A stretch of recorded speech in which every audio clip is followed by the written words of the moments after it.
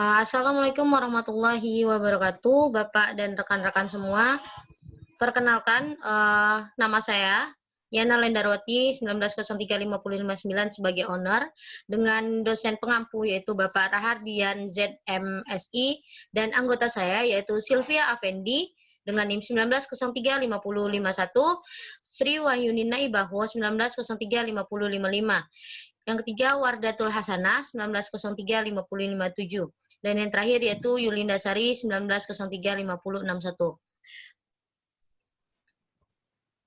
Baiklah, Bapak dan rekan-rekan, di sini saya akan menjelaskan tentang foto kimia, di mana pada foto kimia ini saya merangkup dalam ruang lingkup yaitu pendahuluan, pengertian, dan the start hukum Einstein. Lanjut, jadi apa yang akan kita pelajari pada materi yang akan saya jelaskan pada saat ini? Di mana adanya pendahuluan, pengertian, dan the start hukum Einstein. Jadi, bisa kita lihat sub-subnya apa aja. Di pendahuluan itu menjelaskan konsep-konsep berikut ini. Yang pertama, reaksi fotokimia serta dapat membedakannya dengan reaksi kimia biasa. Yang kedua, reaksi hukum-hukum fotokimia dan menerapkannya dalam proses reaksi fotokimia. Yang kedua yaitu pengertian, di mana dalam pengertian ini nanti pengertian ini nanti itu saya akan menjelaskan pengertiannya, prinsip, dan juga contohnya. Yang terakhir adanya the start hukum Einstein, di mana ada konsep asal-usul the start hukum Einstein itu sendiri. Selanjutnya pendahuluan. Jadi pada bab ini kita akan membahas tentang reaksi fotokimia, fluoresensi dan fosforensi, proses antar molekul, reaksi kimia dan hasil kuantum, luminesensi kimia dan luminesensi termal, serta fotosintesa. Setelah mempelajari bab ini, tentunya diharapkan mahasiswa dapat menjelaskan konsep-konsep berikut ini, di mana yang pertama itu adanya reaksi fotokimia serta dapat membedakannya dengan reaksi hukum-hukum biasa, hukum-hukum fotokimia, dan menerapkannya dalam proses reaksi fotokimia. Yang ketiga, proses intramolekuler yang terjadi akibat molekul menyerap sejumlah foton. Yang keempat, proses fluoresensi dan fosforesensi dalam reaksi fotokimia. Yang selanjutnya, terjadinya proses antarmolekular. Yang keenam, terjadinya reaksi kimia antar molekul, tereksitasi dengan reaksi dan menghitung hasil kuantumnya. Yang terakhir, beberapa proses fotokimia yang terjadi seperti adanya proses luminesensi kimia, luminesensi termal, dan fotosintesa. Lanjut. Nah, tadi saya telah menyebutkan setelah adanya pendahuluan, sekarang saya akan menjelaskan pengertian fotokimia itu sendiri, di mana fotokimia itu adalah ilmu yang mempelajari reaksi-reaksi kimia yang diinduksi oleh sinar secara langsung maupun tidak langsung. Fotokimia merupakan perubahan kimia yang disebabkan oleh cahaya dan terjadi apabila diabsorpsi dan oleh sistem itu sendiri. Kemudian ada pula pengertian fotokimia itu adalah cabang kimia yang berkaitan dengan efek kimia cahaya. Umumnya istilah ini digunakan untuk menggambarkan reaksi kimia yang disebabkan oleh penyerapan ultraviolet yang mana panjang gelombangnya itu dari 100 sampai 400 nanometer. Cahaya yang campak itu 400 sampai 750 nanometer, atau ada pula radiasinya yang berupa inframerah yaitu dari 750 sampai 2500 nanometer. Selanjutnya, fotokimia selain itu ada juga pengertiannya merupakan bagian dari ilmu kimia yang mempelajari interaksi antara atom, molekul kecil, dan cahaya atau radiasi elektromagnetik. Fotokimia juga bisa didefinisikan sebagai ilmu yang mempelajari reaksi-reaksi kimia yang diinduksi oleh sinar secara langsung maupun tidak langsung. Reaksi fotokimia adalah reaksi kimia yang disebabkan oleh cahaya atau radiasi ultraviolet. Foton yang masuk diserap oleh molekul tereksitasi atau molekul radikal bebas yang selanjutnya bereaksi lagi. Sinar UV sendiri itu ada pengertiannya, yang mana istilah ini udah umum. digunakan untuk radiasi elektromagnetik dari spektrum cahaya antara sinar X dan cahaya yang tampak. Selanjutnya ada juga menurut Behler tahun 1992, di mana sinar ultraviolet itu sendiri terbagi atas 3 bagian panjang gelombang. Yang pertama itu ada panjang gelombang pendek atau short wave. Yang kedua ada panjang gelombang menengah. Yang ketiga panjang gelombang panjang atau long wave. Jadi di sini dapat rekan-rekan lihat bahwa panjang gelombang yang pendek itu mempunyai spektrum panjang dengan 180 sampai 280 nanometer. Kemudian untuk yang menengah itu dari 280 sampai 320 nanometer. Dan yang ketiga yaitu dari 320 sampai 380 nanometer. Selanjutnya, apa itu prinsip kimia, fotokimia? Jadi dalam kasus reaksi fotokimia, cahaya memberikan energi aktivasi secara sederhana. Cahaya adalah salah satu mekanisme untuk menyediakan energi aktivasi yang dibutuhkan untuk banyak reaksi. Jika sinar laser digunakan, dimungkinkan untuk menggairahkan molekul secara selektif, sehingga menghasilkan keadaan elektronik dan getaran yang diinginkan. Demikian pula, emisi dari negara bagian tertentu dapat dipantau secara selektif dengan memberikan ukuran populasi negara bagian tersebut. Jika sistem kimia berada pada tekanan rendah, ini memungkinkan para ilmuwan itu untuk mengamati distribusi energi dari produk reaksi kimia sebelum perbedaan energi dihilangkan dan dirata-ratakan oleh tumbukan berulang. Kemudian ada juga contoh fotokimia, di mana fotokimia itu contohnya ada fotosintesis, pembentukan vitamin D, ada bioluminesensis, ada polimerisasi, ada juga fotodegradasi, dan ada terapi fotodinamik. Selanjutnya, fotokimia didefinisikan sebagai reaksi kimia yang terjadi akibat adanya eksitasi elektron dari molekul. Eksitasi elektron tersebut terbentuk setelah mengabsorb radiasi cahaya yang sesuai seperti cahaya yang tampak mendekati daerah ultraviolet pada spektrum elektromagnetik. Fotokimia adalah reaksi yang sering terjadi di alam dengan sinar matahari sebagai sumber energi untuk eksitasi elektron. Senyawa-senyawa gas sederhana seperti metana, amonia, dan karbon dioksidasi dapat bereaksi melalui fotokimia. Studi mengenai fotokimia mengalami perkembangan pesat dikarenakan aplikasi pada kehidupan manusia. Fotobiologi dikenal juga sebagai reaksi fotokimia dalam makhluk hidup seperti fotosintesis, fototaksis, fotoperiodik, dan pengaruh mutagenik oleh cahaya. Jadi sudah saya sebutkan tadi apa saja contoh-contoh dari fotokimia itu sendiri, terutama ada fotosintesis.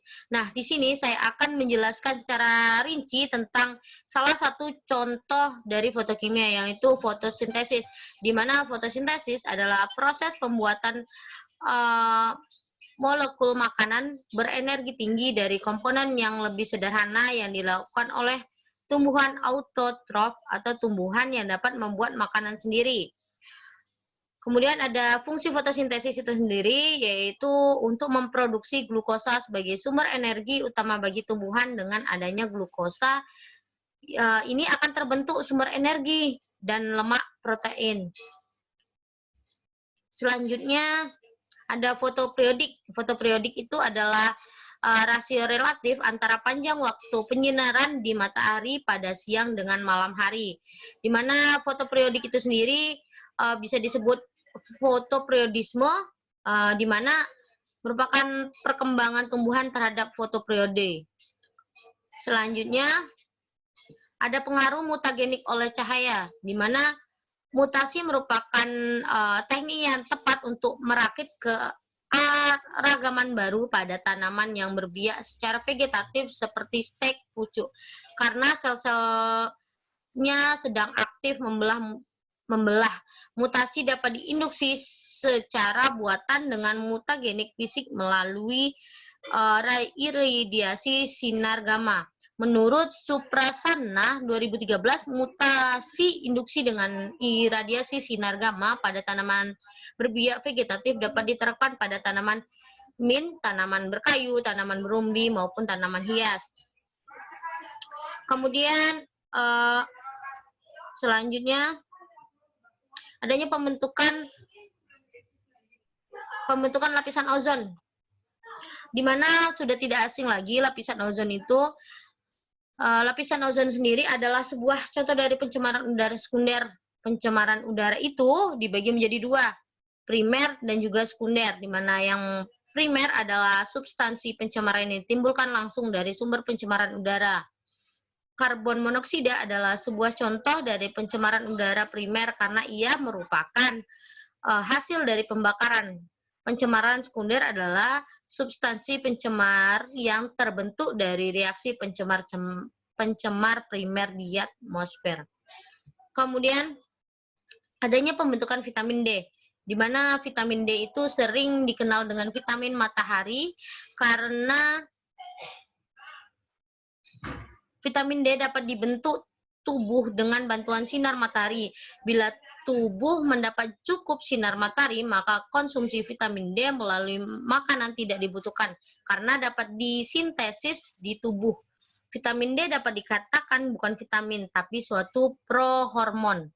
Manusia mengandalkan fotokimia dalam pembentukan vitamin D, dan persepsi visual dihasilkan dari reaksi fotokimia di dropospin yang dikemukakan oleh Levin pada tahun 1995. Kemudian selanjutnya yaitu ada the Stark hukum Einstein, di mana di sini hukum Einstein, Stark Einstein dinamai berdasarkan nama Jonas Stark dan Albert Einstein. Jadi hukum Stark Einstein ini adalah nama yang digabungkan dalam hukum dari dua penemu, yaitu Stark dan juga Albert Einstein, yang secara independen dirumuskan pada tahun 1908 dan 1913. Kemudian hukum ini juga dikenal sebagai hukum kesetaraan fotokimia atau hukum kesetaraan foto. Intinya dikatakan bahwa setiap kuantum cahaya yang diserap oleh suatu molekul akan menyebabkan reaksi kimia atau primer atau fisik pada molekul itu. Dan meskipun itu pertama kali diusulkan untuk fisika dan kimia di anorganik, dunia material, ia memiliki potensi besar di bidang biologi sebagaimana diuraikan di sini dari perspektif informasi. Kemudian, the Stark hukum Einstein mengenai ekuivalen fotokimia dalam maknanya menyederhanakan pernyataan mekanika kuantum dari hukum Grotius-Draper. The Stark hukum Einstein adalah contoh lain penyebab kejatuhan fisika klasik. Hukum ini menyatakan bahwa masing-masing molekul yang terlibat dalam reaksi fotokimia menyebabkan satu kuantum cahaya yang kemudian memulai reaksi. Artinya, satu molekul menyerap keseluruhan kuantum. Energi dari sorotan cahaya ini tidak menyebar secara kontinu melewati sejumlah molekul. Baiklah, mungkin itu yang dapat saya sampaikan tentang materi fotokimia yang mencakup pendahuluan, pengertian, dan juga the Stark hukum Einstein. Baiklah, mungkin dari teman-teman ada yang ingin mengajukan saran, kritik, ataupun pertanyaan, saya persilahkan. Izin bertanya, penyaji. Baiklah, silahkan Sylvia. Di sini saya pada contoh fotokimia kan tadi ada tuh bioluminesensis. Di sini saya masih kurang paham apa yang dimaksud dengan bioluminesensis tersebut. Sekian penyaji. Baiklah, saya akan coba menjawab pertanyaan dari Sylvia. Baiklah, Sylvia, saya akan mencoba menjawab pertanyaan dari Sylvia. Apa itu bioluminesensis? Nah, di sini bioluminesensis itu adalah emisi cahaya yang dihasilkan oleh makhluk hidup karena adanya reaksi kimia kayak gitu. Kemudian pada saat ini nih secara alami banyak macam dari bioluminesensis itu sendiri, seperti kayak jamur, bakteri, dan organisme di perairan. Tapi belum sampai saat ini itu belum ditemukan pada tanaman berbunga kayak gitu, belum juga ditemukan pada vertebrata, amfibi, dan mamalia. Intinya dia lebih pada lebih pada hewan-hewan mikro seperti yang sudah Yana sebutkan tadi. Mungkin itu yang dapat Yana jawab. Bagaimana Sylvia, masih ada yang ragu atau sudah cukup jawaban dari Yana? Terima kasih Yana, Sil sudah paham dengan jawabannya. Baiklah, dari teman-teman yang lain ada yang ingin memberikan pertanyaan, kritik, dan saran? Yana, persilahkan. Izin bertanya penyaji. Iya, silakan Yuni. Baik, terima kasih untuk penyaji. Sebelumnya perkenalkan, nama saya Sri Wahyuni Nebaho. Di sini saya ingin bertanya, mungkin penyaji sudah menjelaskan tadi, tapi saya agak kurang mengerti. Tadi penyaji menyebutkan adanya dalam dalam fotosintesis yang dijelaskan oleh penyaji tadi ada disebut dengan prohormon. Jadi saya mohon kepada penyaji agar menjelaskan sedikit apa tadi itu pengertian dari prohormon tersebut begitu dan contohnya. Saya kembalikan kepada penyaji. Baiklah, terima kasih atas pertanyaannya Sri Wahyuni. Baiklah, saya akan mencoba menjawab dari pertanyaan Sri Wahyuni. Baiklah, prohormon tadi dari Yuni sendiri bertanya tentang apa itu prohormon. Jadi prohormon itu sendiri ada nama lainnya yaitu proandrogen, di mana itu tuh merupakan suatu prekursor hormon gitu yang memang tidak memiliki atau bisa dikatakan tidak memiliki suatu efek hormonal, tetapi awalnya harus diubah menjadi sebuah hormon di dalam metabolisme. Artinya kayak dia tuh awalnya bukan hormon tetapi berusaha diubah menjadi hormon kayak gitu. Dimana pengaktifannya itu kayak sering diatur dengan banyak cara. Contohnya itu dilihat dari kebutuhan fisik kita juga gitu. Intinya dipengaruhi seberapa besar metabolisme kita kayak gitu. Intinya prohormon itu dia memang bukan sebuah hormon tetapi kita dibentuk gitu, berusaha dibentuk menjadi hormon gitu. Mungkin itu jawaban dari Yana. Mungkin ada tanggapan dari Yuni? Baiklah, terima kasih untuk Yana. Saya mengerti dengan jawabannya. Saya kembalikan kepada penyaji. Baiklah, dari teman-teman ada yang ingin bertanya atau memberikan saran atau kritik untuk saya?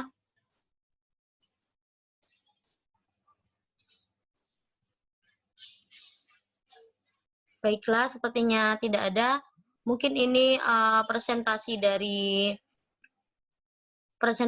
saya. Kurang lebihnya saya mohon maaf. Jika ada kurang dalam saya menjelaskan materi atau tidak sesuai konsep, saya mohon maaf. Karena saya hanya manusia biasa. Kurang lebihnya saya sekali lagi mohon maaf. Wabillahi taufiq wal hidayah. Wassalamualaikum warahmatullahi wabarakatuh.